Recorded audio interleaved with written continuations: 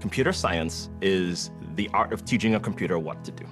I'll start with something similar, like a screwdriver is a tool that is made to kind of turn screws, and on its own, it's useless. You have to take it in your hand and kind of turn it to make something happen. What do you want to be when you grow up, Olivia? An astronaut. Do you happen to know what a computer programmer is? Yeah, no. Wait, what? I'm not really sure how to explain it. Computer programming is pretty simple. It's a set of instructions like a recipe. You have to follow them step by step to get the end result you want. What computer science is that it's a way to impact the world. It can be music videos, it can be games. Detect whether or not someone's related to someone else. You can, find people's friends. You can do all sorts of other crazy things, like actually save lives. You do have to have a drive, I think. And it is to me like a paintbrush. I think great programming is not all that dissimilar from great art. When I finally learned a little bit of programming, that blank wall resolved into a bunch of doors, and you open them, and of course the thing you find behind them is another hallway filled with a bunch of doors. Programming's fun and easy. You can do anything your mind wants to do. Finally, you start to open enough doors that the light comes in.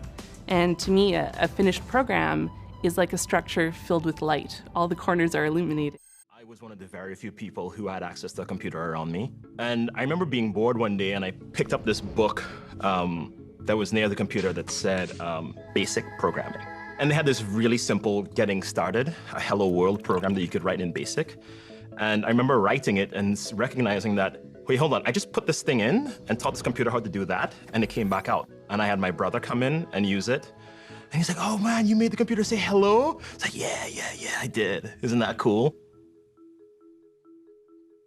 In our everyday lives, you speak language and you use that to communicate and instruct when you're around people.